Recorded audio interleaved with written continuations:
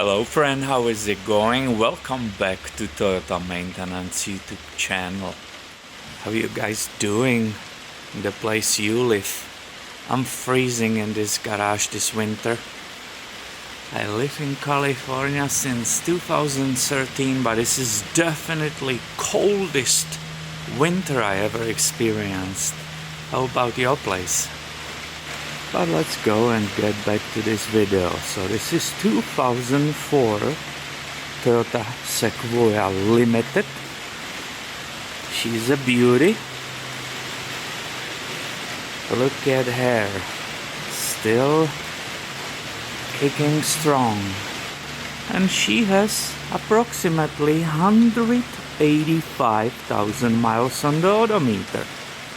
And the owner make appointment. She made appointment. I wasn't sure what she needs, if it's an oil change or what's going on. And when she came this morning, she said, well, I finally started smelling that burnt oil in the cabin as we discussed before. And what she means with that, well, when I met them as a new customers, we started with this Sequoia.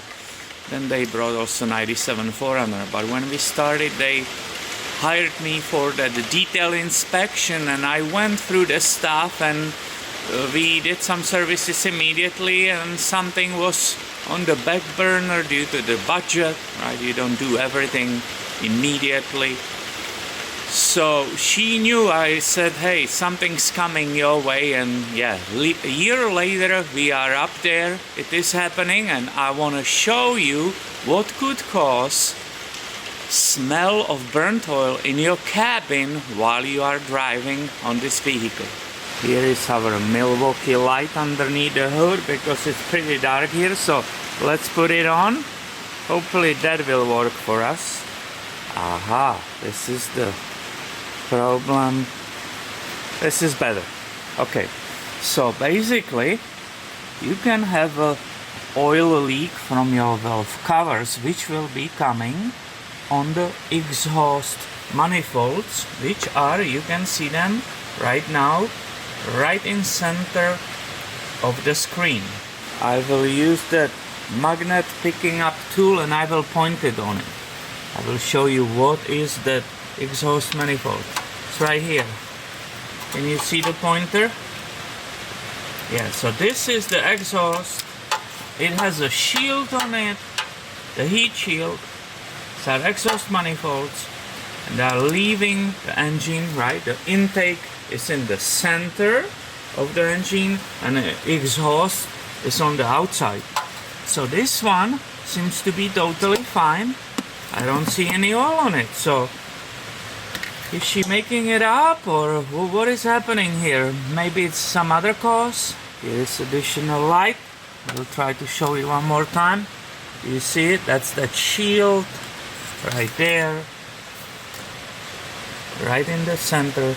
It's a metal, piece of metal on top of the exhaust manifold. The exhaust is leaving parts to the cabin, goes underneath the vehicle. So this one is totally fine. If we look on this side, right, just no problem whatsoever. Everything is clean and fine. We have to address this. Look how much that corrosion and oxidation is on this terminal. This is really bad. That needs to be addressed, definitely. So let's go to look on the passenger side. And suddenly we see on this valve cover, even towards to the center, towards to the intake, it's kind of slightly wet. Will you not say so? There is the dust sticking to that wetness. I removed one spark plug because she is very observant, and she gave me another complaint which we will address in different video. So this vehicle is in extremely beautiful shape. You can see the timing belt was done at 166,970. So it's being maintained, but here is the reason. I don't know, guys. We will have to grab different camera to show you perfectly. Oh yeah, do you see that? Do you see that stain on that shield? Right there. Now it's visible, yes. So that stain, my friend, is oil dripping from the end of the valve cover. Right there, there is that last bolt, 10 millimeter, right here with this crushable grommet. When you do this job, you have to replace all these grommets. Let me bring different camera, but you see already the stain there, and that's what exactly the oil will be dripping on that hot exhaust. The shield is hot too, and if it's too much, you will actually start smelling it in the cabin. Let's go grab a different camera. I'm not sure how this will work out, but I will do all my best to show you the details of it. So, let's start getting there. Look at it. Do you see the wetness? Do you see the oil? This is definitely active seepage. And the remedy for this situation is to replace the valve cover gaskets, including the spark plug tube seals and all these grommets which are underneath this screw. They are all 10 millimeters. Let's continue. Right, so you see, oh yeah, do you see it there? Perfect. I'm so happy I can show it to you. Now let's go see that stain on that shield. Now you see the shield, the details, the exhaust, the manifold is right underneath this metal shield, but still it's too much. It progressed, the situation got worse as she keeps driving. When I met them, it was not so bad, it was just coming. And sure enough, here we are today. We will be definitely replacing these valve cover gaskets. That will be part of today's service because this is needed. She smells it and it has to be repaired. I'm so happy I can show you all these details. It's getting better towards to the front. Let's go really quickly look on the other side because we said we couldn't see anything here. And look at it. It's actually very slightly, almost nothing. Right? If you compare the bolts, you see that basically still dry. The shield is dry, and that will happen eventually, obviously, on this side too. So as you guess correctly, if you do this job, you do automatically both sides. You will be never trying to do the one which is here on the passenger side.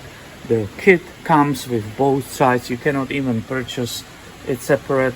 I will highly recommend you never try to skip and do just this one, because yeah, this will be probably leaking within 1 year anyway.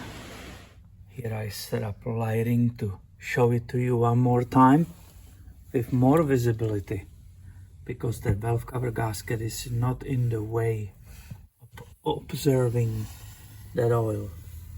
So here it's sitting. This is the area you saw. It was wet like that, and it was in the back, in that corner where it was dripping. Now observe 2 half moons.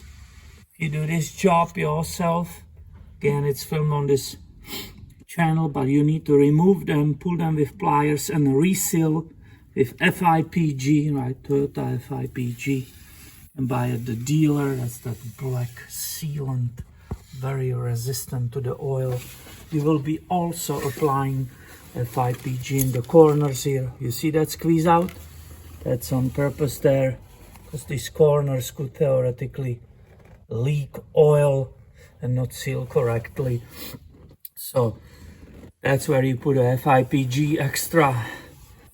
Good news for the owner, look at these cam lobes. Basically everything, it's like brand new, typical Toyota quality.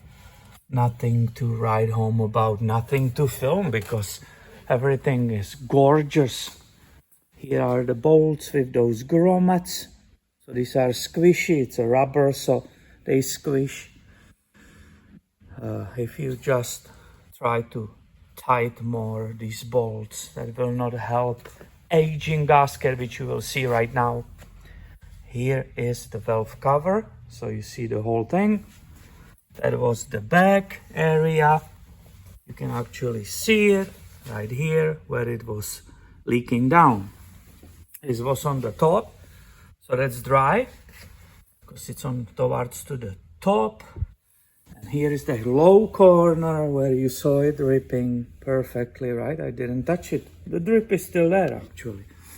So that gasket, just for the newbies, if somebody never saw it, this is what hardens. This material is become harder, therefore it's not sealing enough. Also observe tube seals, all of them. Please do yourself a favor, replace all of them, because that will start leaking too. That material is also rubbery, it will harden and start leaking in the spark plug tubes.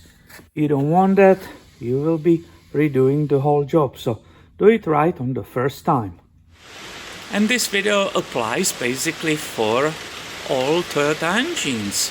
It can be 4-cylinder, V6, V8, it doesn't matter. There is always that valve cover gasket running around the valve cover, and when the gasket hardens, the rubber becomes harder, it kind of shrinks, and it will start letting the oil, which is happening underneath that valve cover, it will start letting that oil out, and it will slowly start flowing down to the exhaust manifold, and that's what is causing that smell, that odor of the burnt oil in the cabin. It's eventually being sucked in the cabin as you are driving, and it becomes major annoyance. So I hope you find this video helpful. If you need step by step how you replace these valve cover gaskets and tube seals on 2U ZFE, it's definitely on this channel, so look it up. The job is fully filmed step by step. As I said, the gasket set needs to give you both valve cover gaskets, all the tube seals, so it's a 4 and 4, right? 8 of those, plus those grommets. Always replace those grommets, very important. So I hope you find it helpful. If you like it, please give it a thumb up and be subscribed. I have way more coming your way soon. Unless I freeze here to death because it's so rainy and cold. I will catch you in the next one, my friend. See ya.